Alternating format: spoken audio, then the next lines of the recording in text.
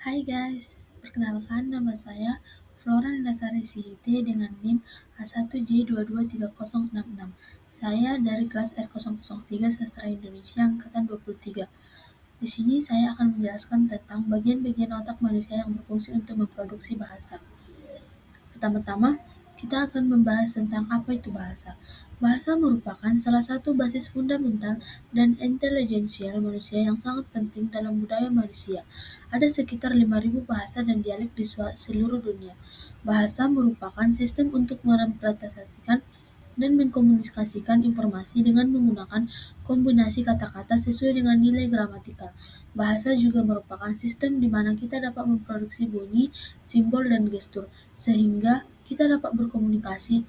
Bahasa itu datang dari otak kita melalui sistem auditorias maupun visual, dan kita dapat menyampaikan sesuatu berbicara maupun menulis dengan tangan itu dengan sistem motorik.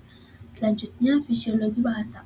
Salah satu perbedaan manusia dengan hewan tingkat rendah adalah adanya fasilitas pada manusia untuk berkomunikasi dengan sesamanya. Terlihat bahwa otak manusia berbeda dengan hewan. Seiring dengan perjalanan waktu dan dengan berkembangnya ilmu pengetahuan, maka diketahui bahwa jika terjadi kerusakan di otak, maka proses komunikasi dan proses dalam produksi bahasa akan terganggu. Selanjutnya, bagian-bagian otak yang bertanggung jawab untuk komunikasi atau untuk bahasa.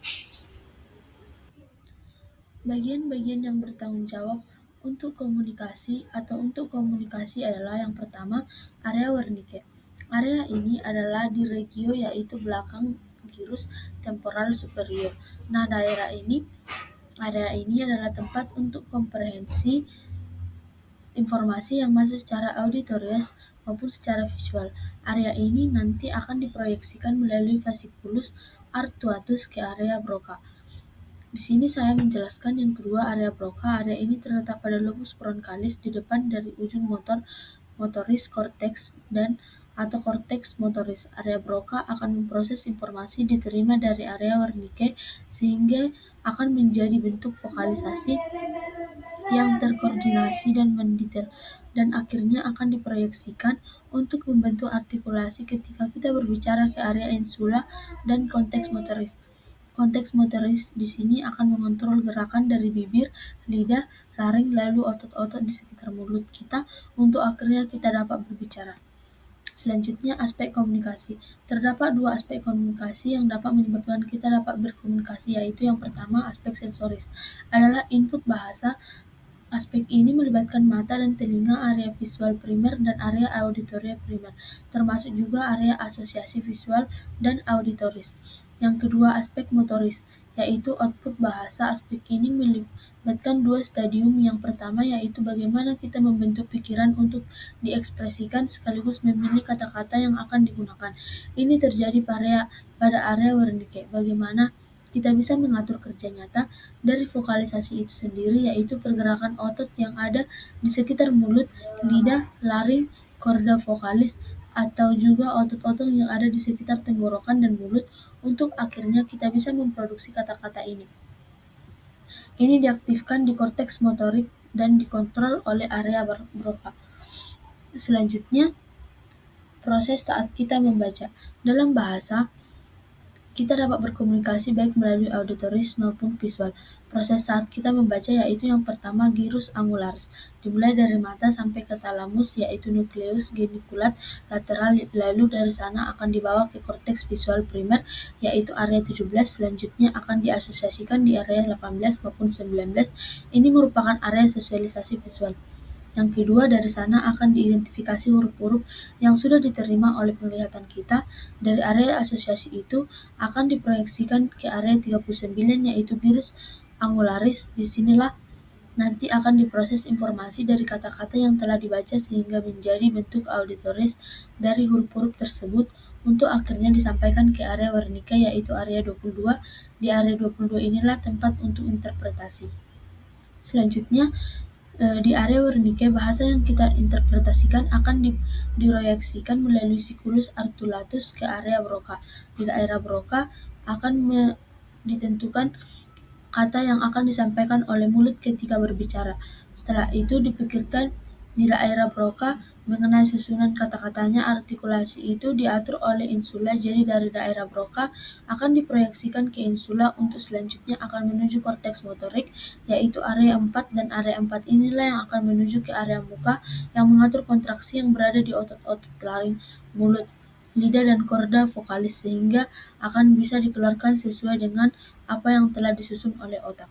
Selanjutnya, seperti yang telah disampaikan pada bagian naturalisasi hemisfer kiri itu lebih spesifik dalam hal bahasa dibandingkan hemisfer kanan. Namun bukan berarti hemisfer kanan tidak memiliki fungsi bahasa sama sekali. Hemisfer kanan diperlukan ketika kita membaca dan mengerti mengenai angka, huruf, dan kata-kata pendek sepanjang tidak membutuhkan respon nonverbal. Misalnya pada orang yang mengalami kejang itu diberikan tindakan prosedur pemotongan dari korpus kolosum. Pemotongan korpus kolosum sebenarnya merupakan sesuatu keputusan berat karena harus memotong sekitar 200 juta akson di sana. Tapi hal ini akan diperlukan jika pasien menginginkan hidup yang bebas kejang. Dengan pemotongan korpus kolosum, maka vokal untuk daerah seizure yang ada di satu lobus tidak bisa berpindah ke lobus sebelahnya. Selanjutnya, namun orang yang mengalami pemotongan korpus kolosum pada otak kanan atau otak kirinya tidak akan bisa lagi memiliki kemampuan untuk berkomunikasi. Misalnya jika ditunjukkan pada otak yang sebelah kanan sebuah tulisan, maka dia tidak akan memahami tulisan tersebut. Namun jika ditunjukkan gambar dan diberikan respon nonverbal supaya mengambil suatu benda, misalnya suatu bola, maka si pasien dapat melakukan tugas tersebut. Maka otak kanan dapat mengerti mengenai huruf, angka, dan kata-kata pendek jika diberikan secara nonverbal. Berikut ini adalah jaras ketika kita mengucapkan sesuatu, baik itu dari segi informasi yang kita dapat melalui pendengaran maupun penglihatan. Misalnya ketika kita berbincang-bincang kepada seseorang, jadi kita mendengarkan sesuatu input dan akan membalas dengan ucapan. Input itu akan masuk ke area auditoris primer. Dari area ini akan menuju area auditoris asosiasi. Selanjutnya akan menuju area Wernicke. Di area Wernicke akan diinterpretasikan dan selanjutnya akan diproyeksikan melalui vesiculus articuatus ke area Broca. Di daerah Broca akan disusun kata-kata untuk membalas ucapan tersebut. Kemudian dari area Broca akan menuju ke korteks motoris yang akan menggerakkan otot seperti di laring, di korda vokalis untuk diproduksi suara. Jika kita membaca dengan suara keras, inputnya akan masuk ke visual yang primer dan akan menuju ke area asosiasi visual. Selanjutnya berakhir di gulus angularis lalu akan diinterpretasikan tulisan. Di gilus angularis akan menuju ke area interpretasi yaitu area Wernicke. Dari area Wernicke menuju ke fasciculus articuatus, kemudian ke area Broca, baru ke korteks motoris. Jika terdapat gangguan pada jaras pada area tadi yang disebutkan, maka akan terjadi kondisi yang disebut afasia. Afasia yaitu ketidaknormalan fungsi bahasa. Kalau gangguannya terjadi pada area asosiasi auditories, maka si pasien tidak akan bisa memahami kata-kata yang diucapkan, namun masih dapat memahami kata-kata dari tulisan.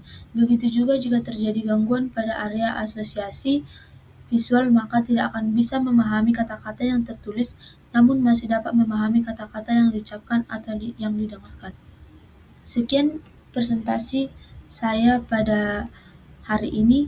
Terima kasih.